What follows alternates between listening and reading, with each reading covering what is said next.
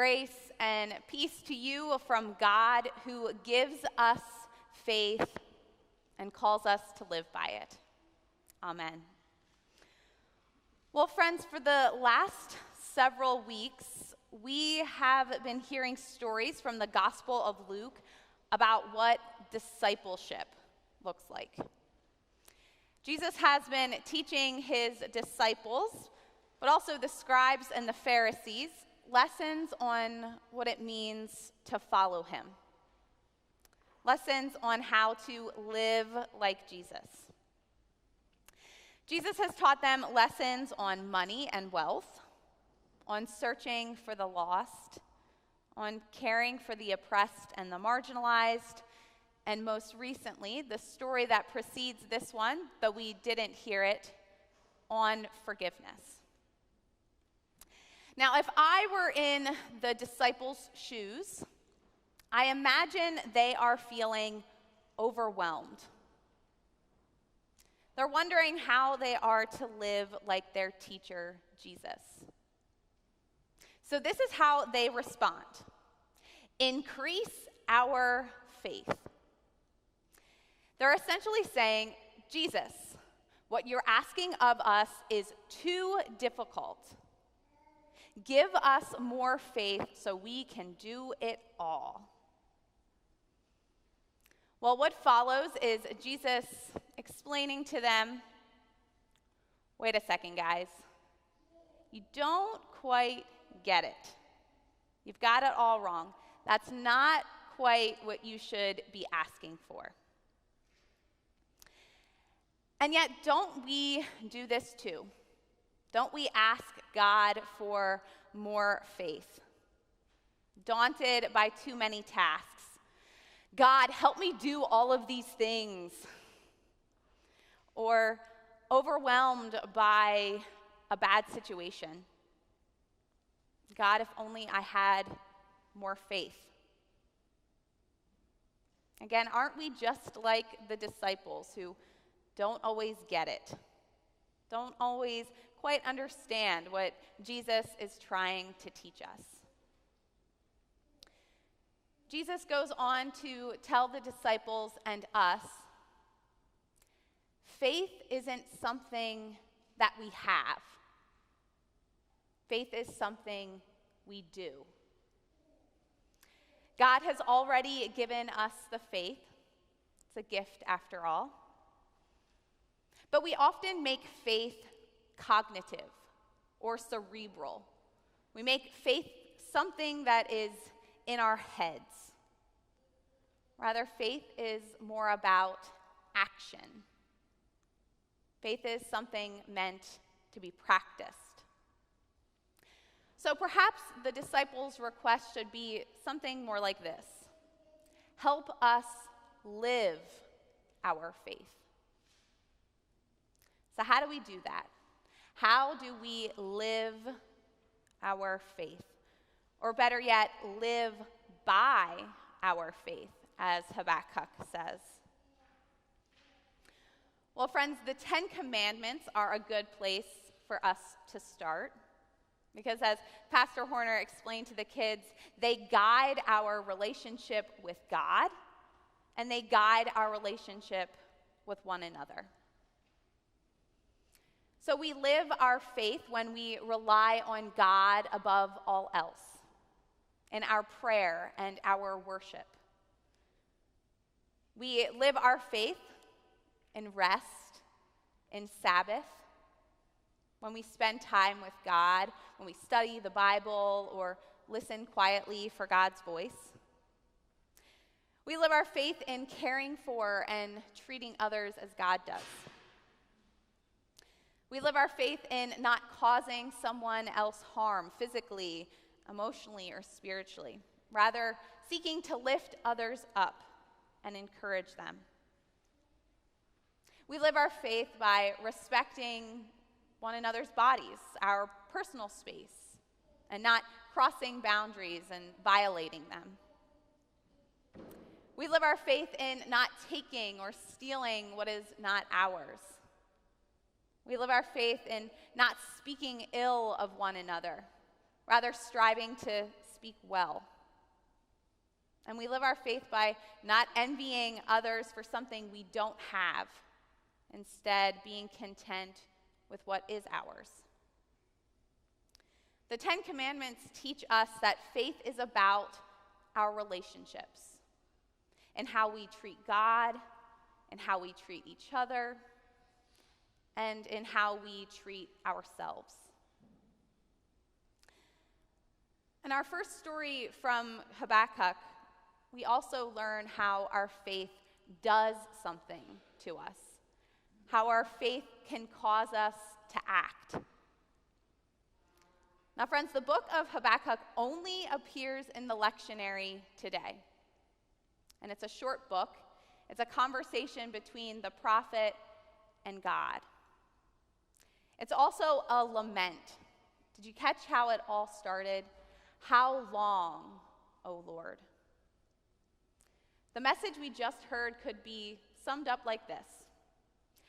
God, I am sick and tired of seeing violence and injustice, so do something about it.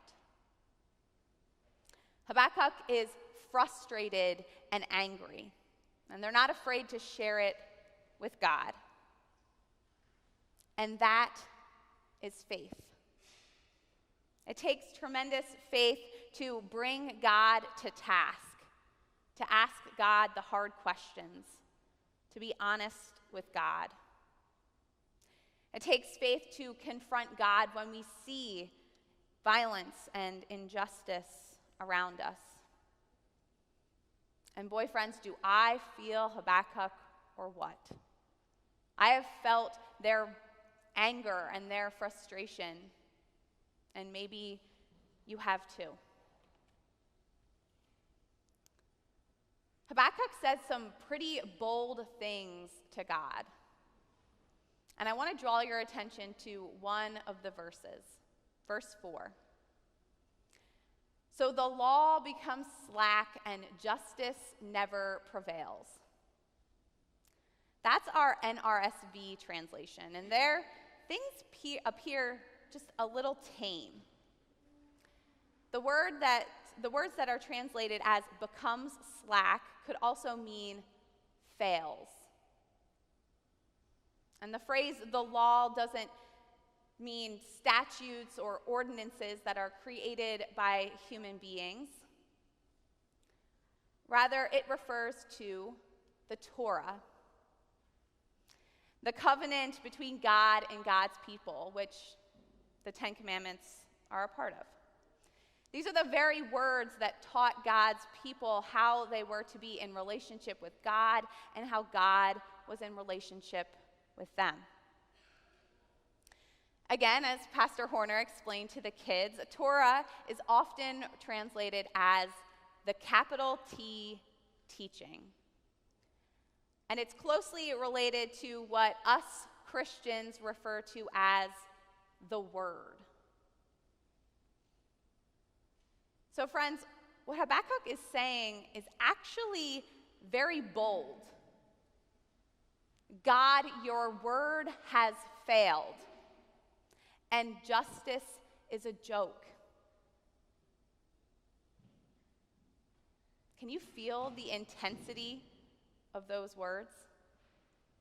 I can.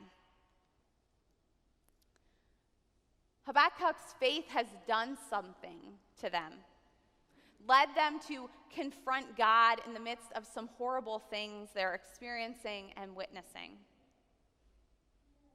And God does respond to Habakkuk, and we see it there in chapter 2, because God does answer when we cry out.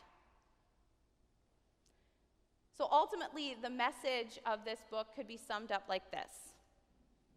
How do we trust God and God's promises despite the violence, injustice, and suffering around us?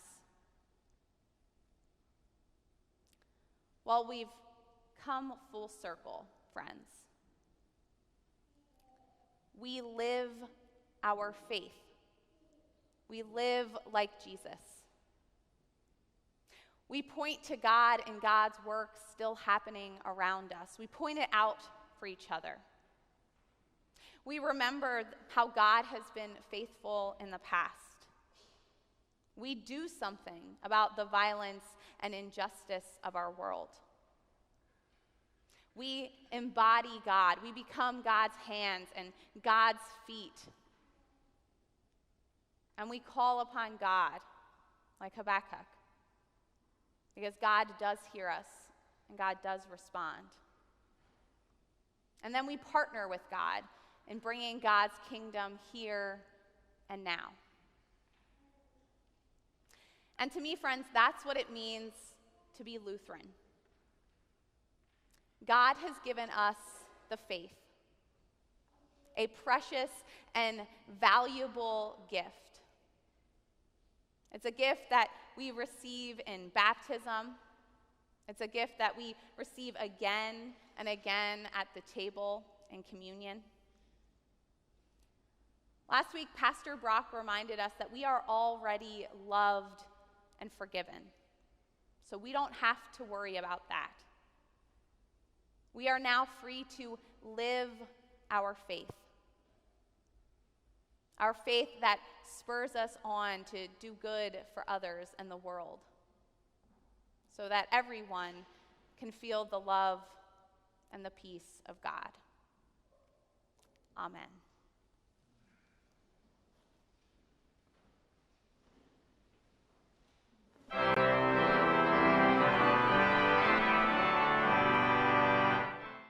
Who's God? Why should I believe in him? These are some of the questions that Martin Luther wanted to answer to people as he was translating the New Testament from the Greek into the German language so that the local people could understand it. He wanted to help them understand who God was and why they should believe him. And that's why he wanted to teach them about the Apostles' Creed. And there he taught that God is the God of Abraham, Isaac, and Jacob, the God who raised Jesus Christ from the dead, the God who gives us his Spirit so that you and I can have faith, so that we can worship, connect, and serve our God. Come to Trinity Church to hear the story about the Apostles' Creed and why it's so important for Christians to say the words, I believe.